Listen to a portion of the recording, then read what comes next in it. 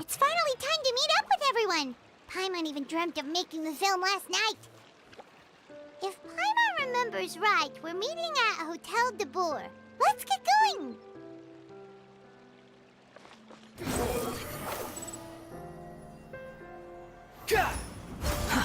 Too slow.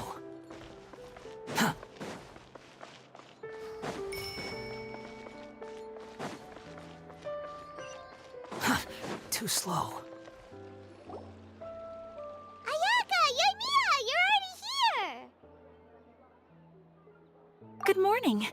Xavier said yesterday afternoon went well. Yeah, and how about you, Ayaka? What were you up to yesterday? After we split up, Ayato went to see Udex Nervillette at the Palais Mermonia. I was originally thinking of going with him, but he said he could manage it himself. He told me to go see the sights around Fontaine and to enjoy the local culture. So I rode the aquabus with Yoimiya and visited the Opera House on Aranias Island. Yeah, you wouldn't believe what we saw there! 2 mechanical puppets that were dancing together! You've already seen them, right? Yeah, those two! Amazing, aren't they? We sat and watched for quite a while. It was mesmerizing, like we could keep watching them forever. Oh, it was the same for us the first time we saw them, too! Afterwards, we went swimming at the beach! Well, diving, to be exact. It was the first time I ever breathed underwater! I held Ayaka's hand and we counted down together. 3, 2, 1, and then splash! We were beneath the waves.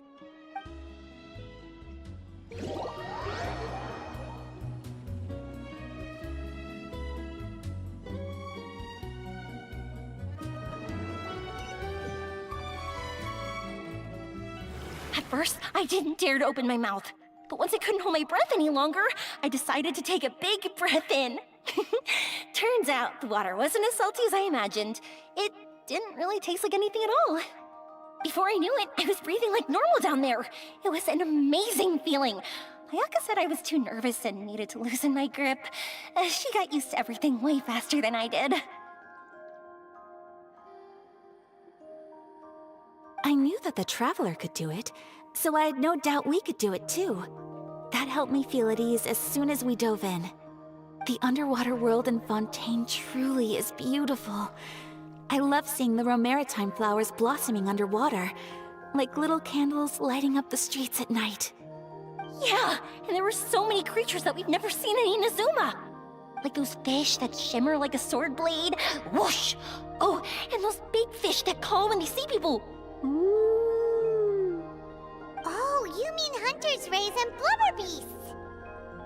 I just love the name Blubber Beast. Just wait till Pops and the others hear about this. They probably won't believe a word I say.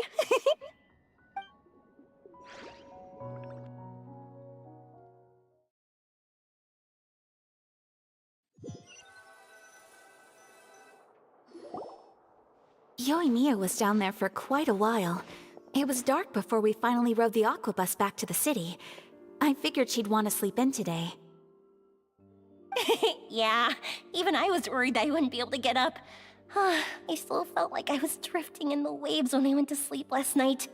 But as soon as I woke up today, I remembered that we'd all be shooting a film together, and I was ready to go. Speaking of the film, where's everybody else? My brother and Xavier were speaking to the restaurant owner about using the place as a filming location. They should be here soon. As for the others, We're here. Please excuse my tardiness. I just finished the Special Patrol's 6-mile morning jog. Wait, 6 miles? I'm so tired. I heard you all chatting, so I decided to come down. I sure could use some of that endless energy everyone else has. Good morning, everyone. Morning. Can someone fetch me a cup of coffee? More milk, hold the sugar. Sure, I'd be happy to do that for you. No, you can't go anywhere. Please, have a seat over here so I can get started on your makeup. The last thing I want is coffee stains on my costumes. I can get the coffee. It's the perfect job for an assistant.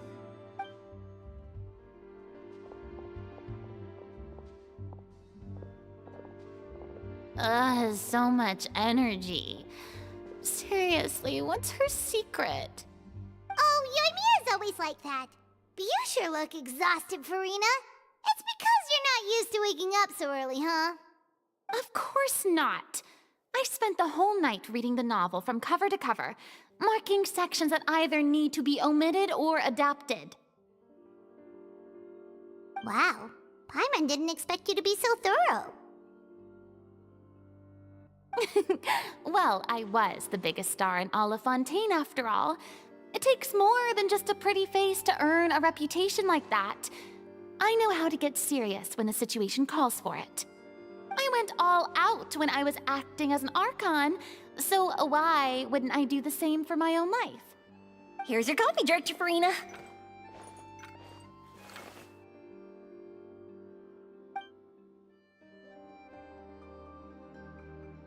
Oh, thank you. The sound of being called director and the aroma of coffee feels almost as refreshing as hearing the birds chirping in the morning. Ah, it seems everyone has managed to arrive on time. We've reached an agreement with the restaurant owner. We are free to use the second floor to shoot our film.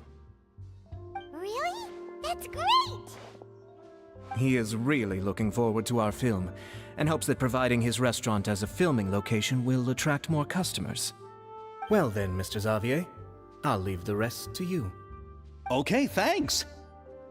First, I'd like to introduce our new members. This is our prop manager, Veronique. She'll be in charge of all the film's props and items.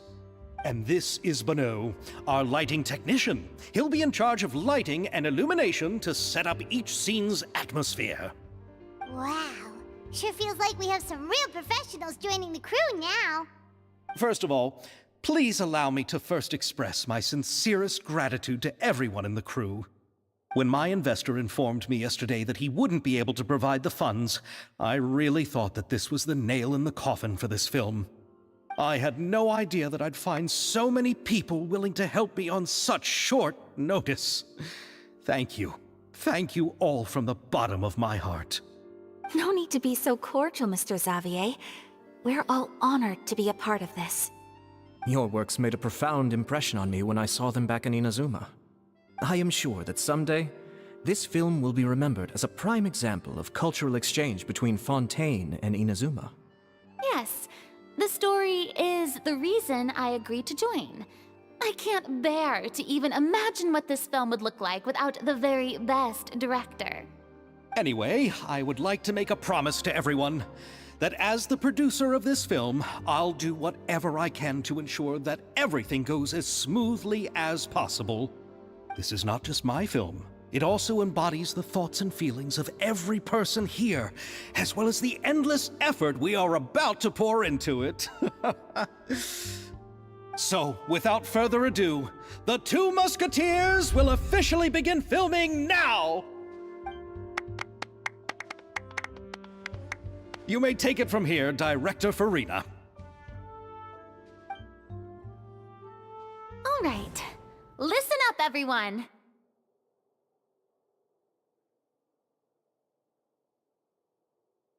The first scene takes place when the two young musketeers are living at the Baron's home, still unaware of all that is about to happen to them. We'll need props and lighting to set the scene. Our lead actors can go get their makeup done, and extras, please take this time to go over your positions. Whoa. Seems Farina's really kicking things into gear as the director. Is everyone clear? I don't want anyone traipsing around the set like umbrella finches. All right, cameras will start rolling as soon as the set is ready.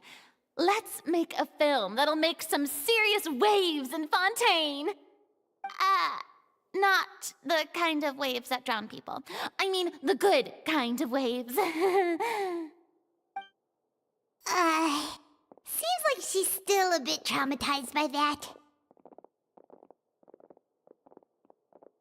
Anyway, let's go see if there's anything we can do to help.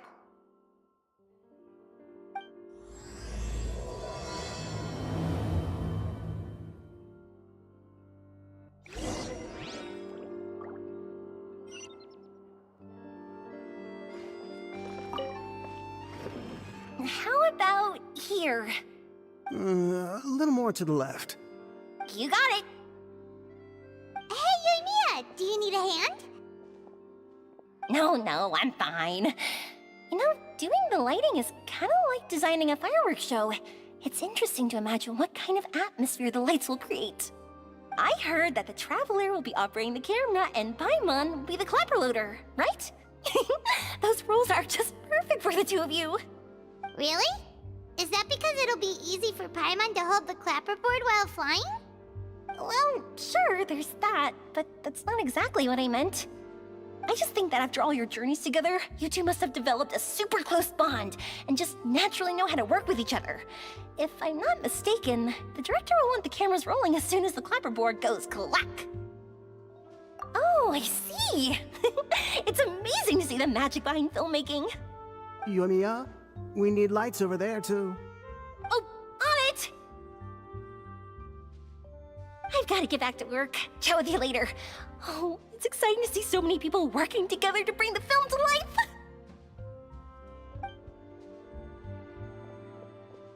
Seems like Yoimiya's really getting into it. But she was right. We do have a super close bond, don't we? Paimon's really happy to hear that.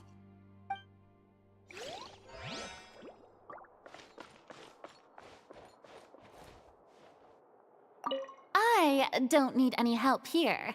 Why don't you try asking someone else?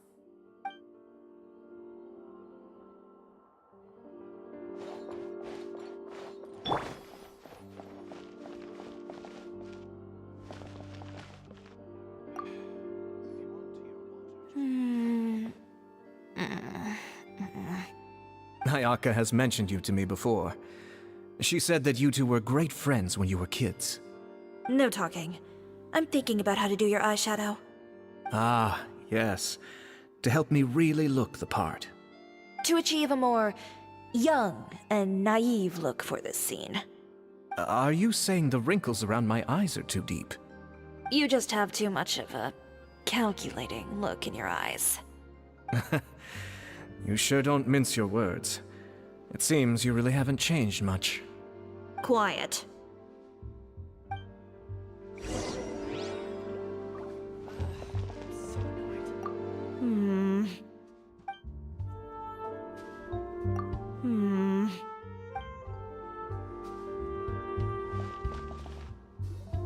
So, this is a real musket? No, it's just a prop weapon. Not bad. Have you seen a real musket before? Only in books and newspapers. I made this one based on the relative shape and proportions I saw in reference images. When we're filming, some special gunpowder will be applied around the muzzle, which will help create the flash and smoke effects of a real gun being fired. Which means it'll be up to the actors to portray the recoil. That's right. The sound effects for gunshots will also be added in post-production. Thank you, Veronique. I think I know where to start now. However, the musket's gears and firing pin could still use some work. Adding some wear on the metallic components will make them appear more realistic. Also, be sure to rub the muskets with some oil each time before we start shooting. That'll give the impression that the firearms have been well-maintained. Good point. You seem to know a lot, Miss Chevres. I assume you use these types of firearms on a regular basis? Yes, I perform routine maintenance on my weapons every day. Just like we as people need to eat and sleep, muskets need to be cleaned and maintained. I also perform similar care for my sword every day, and familiarize myself with its shape and weight, to the point where it feels like a natural extension of my body. Yes, this way, our weapons will never betray us in the heat of battle. Yes, well said. It seems we have the same philosophy on this topic. Oh, sounds like they found a common interest to talk about. Though these props differ from the muskets I use, I can still give you some pointers. Good. I look forward to your instruction. First and foremost, never point the weapon at anyone, regardless of whether it's a real or prop weapon, or whether you're holding it or it's on the table. This holds for any time when you're not actively engaging an enemy. Okay, understood. When aiming the musket, extend your arm so that it's level with your shoulder, and use your eye to look down the weapon's sights. Like this? Not bad. Now, try saying your lines. This is the end of the road for you. Good. Now turn your body a little. That way, you'll give your enemy less of a target to work with. And relax your shoulders. Here, allow me to demonstrate. This is the end of the road for you. Huh. Excuse me, Miss Chiori. Director Farina, there's something I wish to discuss with you. Oh? What is it? Like this? Yes, much better. What do you think?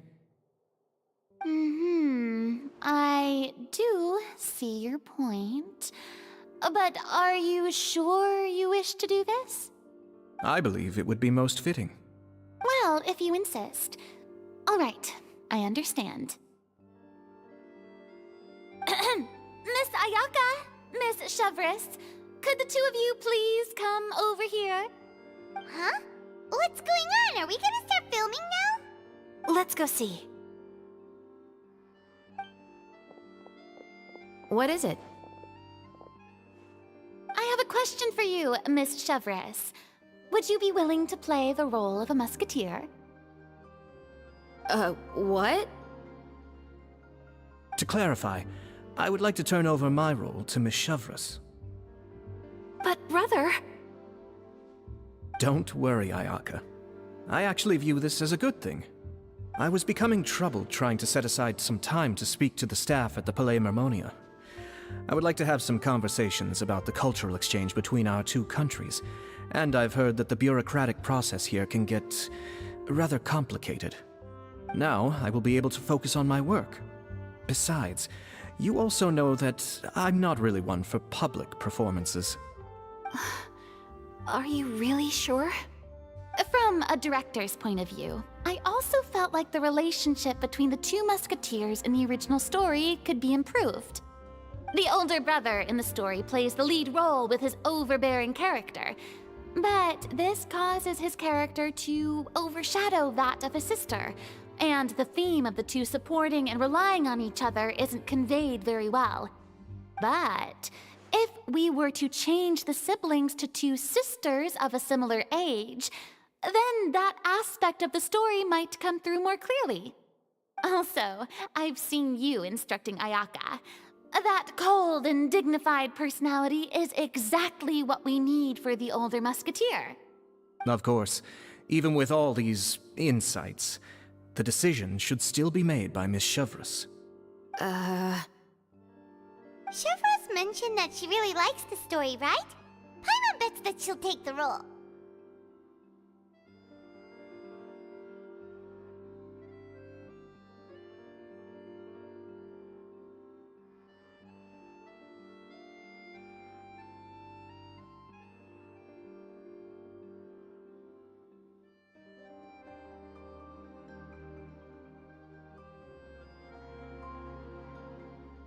All right, I'll take the role.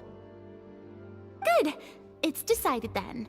I'll get started on making edits to the script. We'll also need to make some immediate adjustments to the lighting, props, and costumes. I have a feeling that our adaptation will be even better than the original story. You're doing a great favor for me, Miss Chevrolet. You have my gratitude. Don't mention it. I like this character, so if anything, I should be the one thanking you. Well, since my brother is the one who brought up the idea, I suppose there's no need to worry. Let's go, Miss Chevrolet. I look forward to working with you. Please, just call me Chevrolet.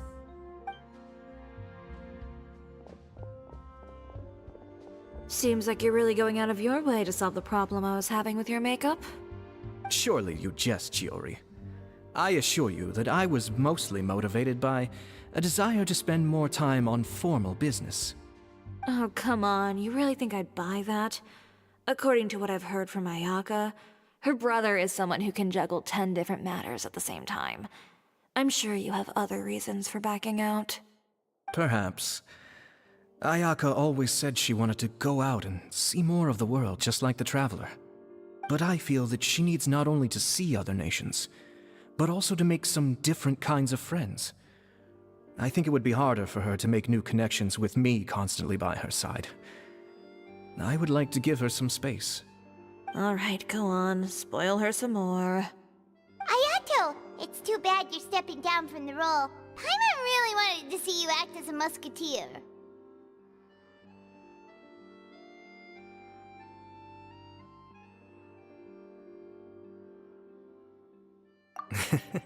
No need to poke fun at me. I'd wager that you also felt that I wasn't the best candidate for the role. It's a little hard for Paimon to imagine you saying those lines. Yes, I've made an appointment to meet some people from the Palais Mermonia. Now, I will have some more time to prepare. Traveler, get the camera ready. Paimon, get the clapperboard. Actors, to your positions. We're about to start shooting the first scene. Go on now. And please take good care of Ayaka. Yep, don't worry.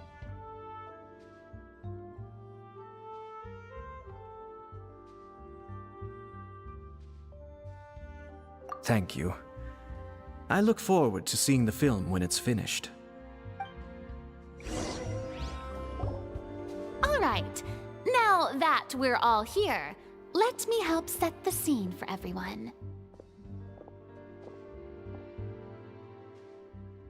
The first scene takes place when our two main characters are still living at the Baron's estate. They've been ostracized and verbally abused by others in the household, but they still have no idea why. We want to capture how naive and innocent they are, despite their pain. Chevrolet will be playing the role of the older sister, Tulip, and Ayaka will be the younger sister, Iris. Be sure to get close-ups of the main characters at the right moment. Silence on the set! Lights, camera, action! Let's go! Tulip, Mother's been out for quite a while now. Perhaps she went to pick some flowers on the way home. You know how she loves flowers. Iris, Tulip, I'm home. Mother! You were out for so long, we were beginning to worry about you. I'm sorry, but I'm back now, safe and sound.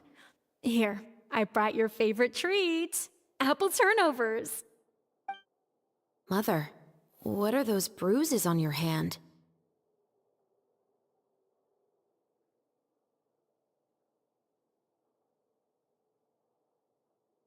Huh? What bruises?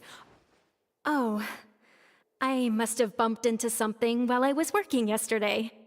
But I didn't notice them this morning.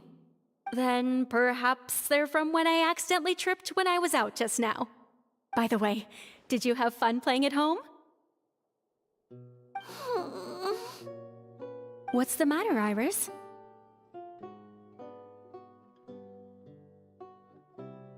Well, we've realized that no one really wants to play with us. They even took Iris's doll and spat at us. And they even called us names. They said we were... Shh. It's all right. Don't worry. Girls, listen to me. It doesn't matter what anyone says. Don't listen to them. No one can define you with such words. You both have wonderful lives ahead of you. Just like your names. You will both blossom like beautiful flowers. Maybe your time to blossom hasn't quite come yet, but one day, you two will bloom more beautifully than anything else. Don't let the soil you're in now ruin your future beauty. Understand? My dear daughters. And cut! Not bad. The actor's emotions were all on point. Let's keep that take. Also, if our clapper loader could avoid shouting at the start of the scene next time. Oh, got it. Great. I was a little worried that my nerves would get the better of me. What about you, Chevros? I felt fine. The lines weren't too difficult at all. Seems like Farina must have adapted the role nicely. You two were great. I couldn't tell it was your first time acting in a film. You should have more confidence. Thank you for your encouragement. Positions, everyone! We'll move on to the next scene after we try a few more camera angles.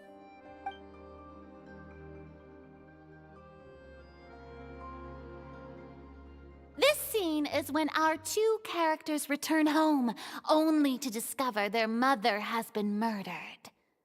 Ready? Lights! Camera! Action! Mother, we're back.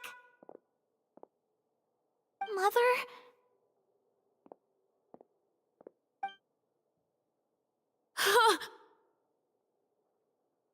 What's wrong, Tulip? Iris, stay away! Huh? Why? What's... Mother! Mother... She's...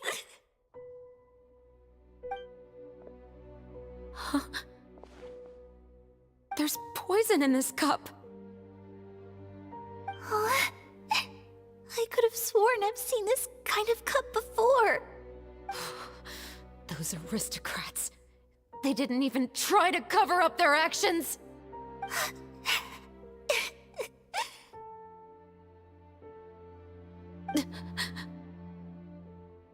Iris, we need to leave this place. Leave? But now that Mother is gone, where can we even go? Anywhere. All I know is that we can't stay in this house. But are we just going to let them get away with this? We'll have our revenge, I promise you. Just not right now.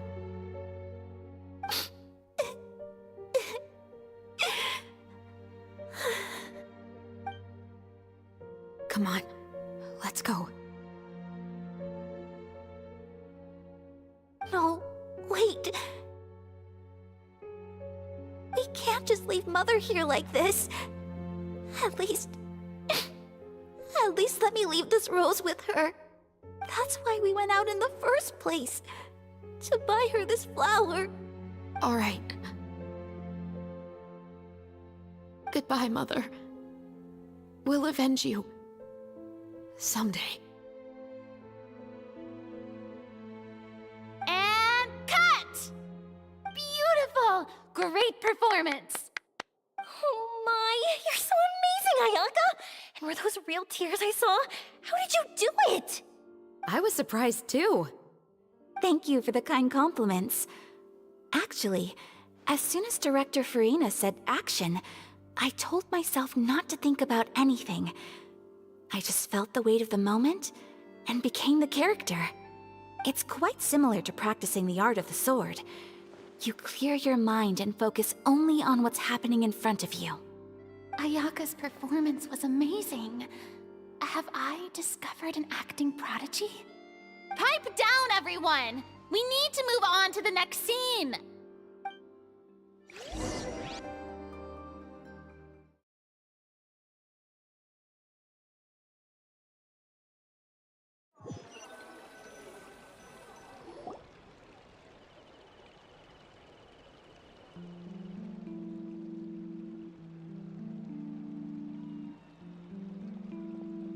Huh? Are we done already? But Paimon wants to keep playing with the clapperboard. How do you feel, Traveler? Is your arm sore from holding the camera all day? Good work, you two. You too, Chevres. You were quite the actress today. I've read this novel many times before. I have a good grasp of my character's mindset. Anyway, do you remember my request from yesterday? Oh, right! We were having so much fun that Paimon nearly forgot! You have a case where the murders seem really similar to the cases in the novel, right? So, how are they similar exactly? In the story, the main characters grow up to become two musketeers, always using their guns to carry out their revenge. And on each of the victims, they place a rainbow rose as a signal that they've returned. Yes, that's correct. We found rainbow roses just like in the novel. Seems like you're connecting the dots now. Oh, that does sound pretty concerning.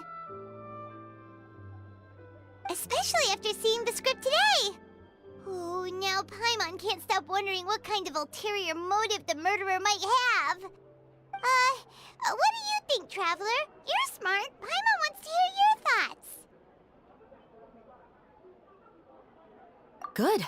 On behalf of Fontaine's Special Security and Surveillance Patrol, thank you for your dedication to justice. There's no time to lose. We should start investigating right away. Follow me. Huh? Right now? But we just got done filming all day. Paimon's so tired. The most valuable intel always comes after nightfall. They are like small, remote islands in the middle of the sea. If you don't stay vigilant, you will pass right by them in the fog. That's how one of my favorite books always puts it, at least. So, where are we going right now? Let's start by checking out some workshops that sell mechanical components. If the culprit is making their own weapons, it's very likely that they'll visit those sort of places.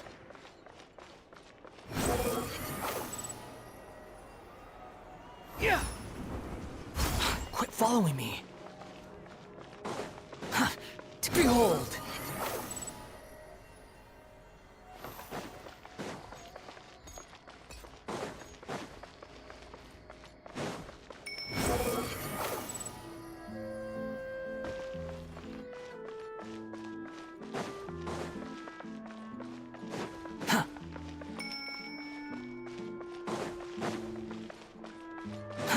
Too slow.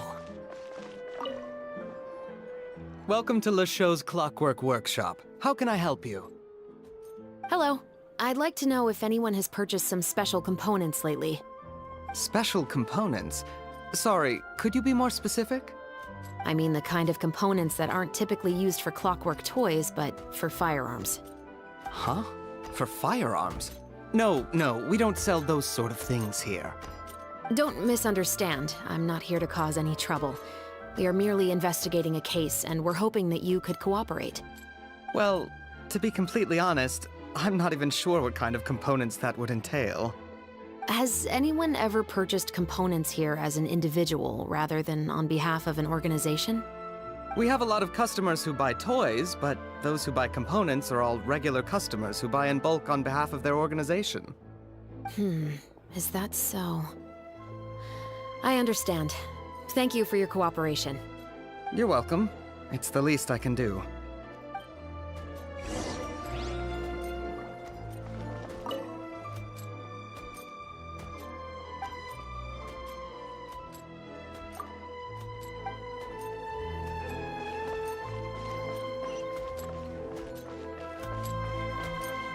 The wind rises.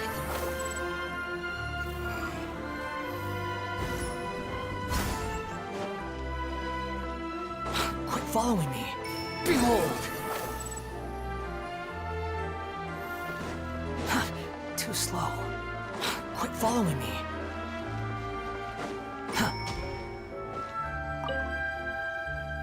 Oh, hey, Chevris. Run out of oil for your musket again? Hello, Estelle. I want to know if anyone has come to your shop recently to order some firearm components. Oh, is this another case? Let me think. I don't think so. Some people have requested that I make some prop guns for the Fontanalia Film Festival, but I refused all of those requests. Oh? Why's that? Because there's no profit! I only make things here that can do some real heavy lifting. I don't have the energy to make some new molds just for the festival. Then has anybody come specifically looking for mechanical components? Well, I usually sell off my scrap to the Fleuve Cendre. I don't typically give them to one specific person. I understand. Thanks for your cooperation. Don't mention it. Always happy to have the Musketeers' patronage. Seems like we haven't found any leads to go off yet.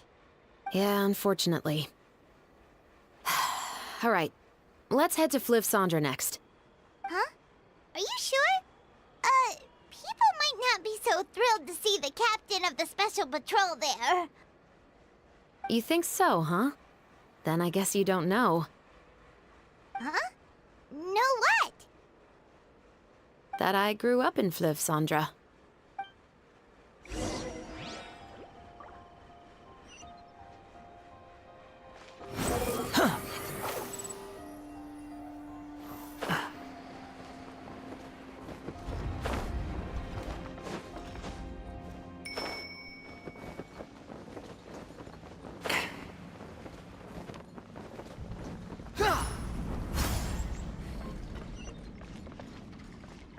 Squall Fury.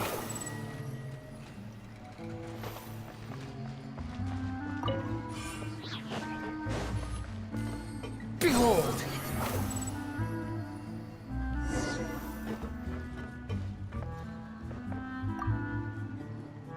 Hello, I'd like to ask some questions. I don't know anything. Don't worry, I'm not here to arrest anybody. You say that now. It's the truth. Here, take this as my guarantee. Wait, did Paimon just see what she thinks she saw? Is the captain of the special patrol bribing a citizen?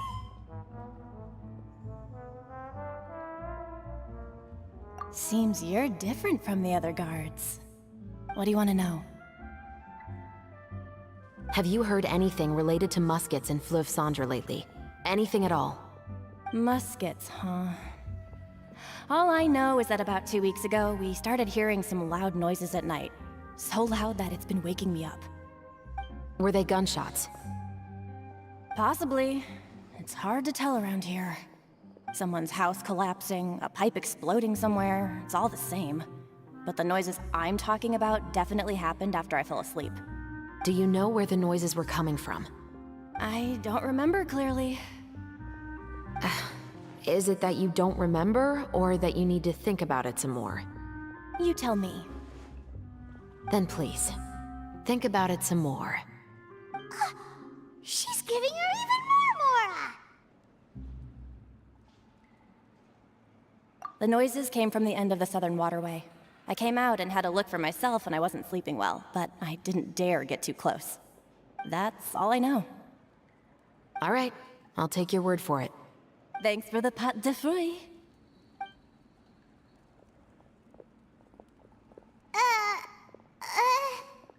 No need to be surprised. I grew up here, remember? I know how to get people around here to talk. My apologies, I'm all out of sweets. Though I do have some other tempting snacks in my custody. Fries, fried chicken, and even onion rings. But taking care of junk food is my responsibility. You're better off sticking to your normal, nutritious diet. Now then, let's keep going.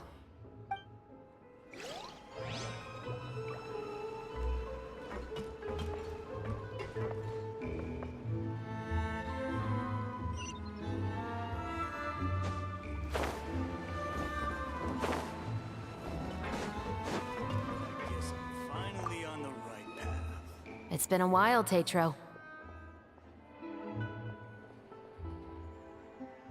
Please, just get on with your request.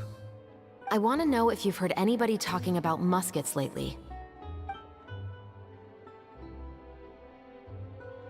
Information isn't free, you know. I've heard that bandits have been extremely active in the countryside recently, and they've been affecting the delivery of goods to Poisson. I can allocate some more manpower to help out with that problem. What do you say? You're still as helpful as ever. One of our men got drunk at dinner about a month ago and lost his gun. 3 days later, it turned up in the corner here. What's weird about that? He just forgot where he put it, right? This is Fleuve Cendre, my friend. Anything of value left in the tavern won't ever make it to the next day. But that gun turned out to be an exception. It didn't get any new wear and tear on it, and didn't even appear to have been fired.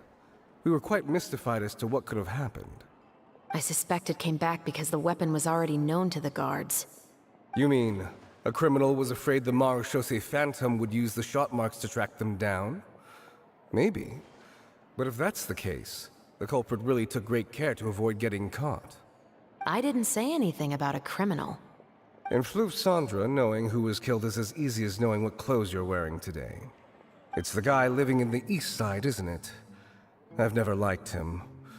Every time he's here, he just orders a drink and sits there with a nasty look in his eyes. So, who was the one who lost the gun in the first place? Don't bother. Even if you ask, he wouldn't admit to owning a gun to some strangers. Not to mention the captain of the Special Security and Surveillance Patrol. He's right. I know you grew up here, Chevres. Even though you're on good terms with the Spina, you've still been gone too long. Not many people know you here now, and a lot of people don't like the Special Patrol. I know. So take my advice and don't show your face too much around here. It's for your own safety. I'll come and go as I please, and I'm afraid I'll be appearing more often due to my work. All right. Don't say I didn't warn you.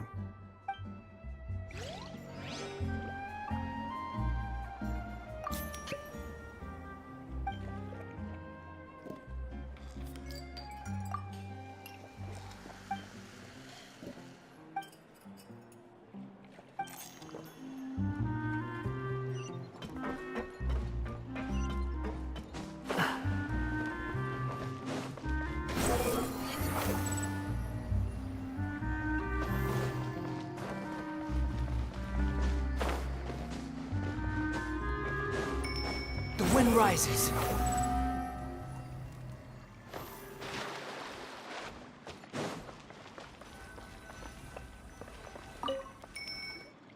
What's all this? Some broken planks and barrels, as well as some liquor bottles? Yes, but have a closer look, Paimon. Even though somebody has purposefully tried to clean them up, these are obviously marks from musket bullets. In other words, someone was here trying to improve their shot. They were using the barrels and bottles for target practice. Could it have been the killer? Your guess is as good as mine. Although many people at Fleuve Cendre own guns, few hide the fact from others. And even fewer would go to such lengths to hide markings from practice shots. Anyway, let's go. There might be more to this.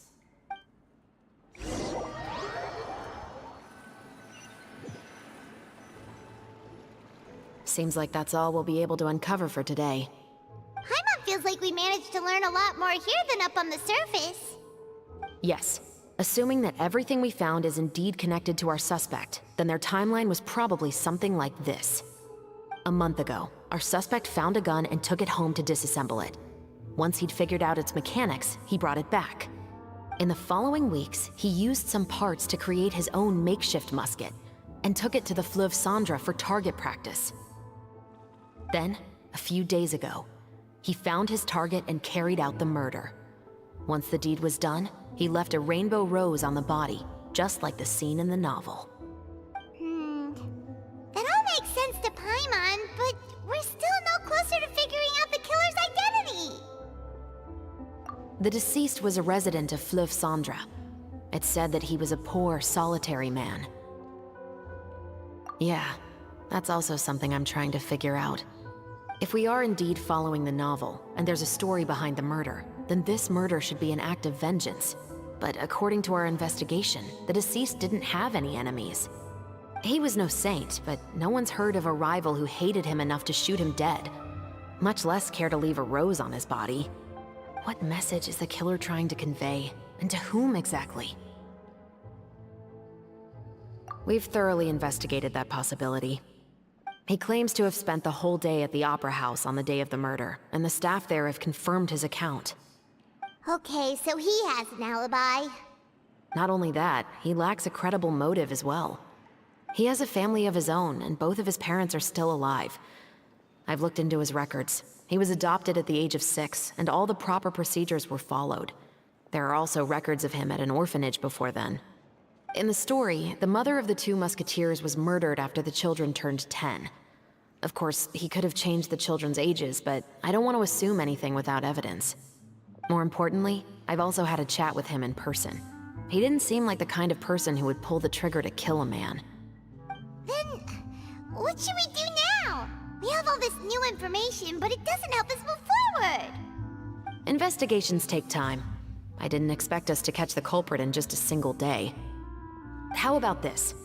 Let's spend the next few days filming with the crew. We can continue the investigation once we're done with the film. I'm sure that given time, new leads will present themselves. Wait, but weren't you saying intel is like small, remote islands in the middle of the sea just a moment ago? Wouldn't you just miss them if you were to stop looking? Ah, but the book had more than one reference to the islands, Paimon. Oh? What else did it say then? As long as you spend enough time sailing through the fog, you'll eventually come across an island.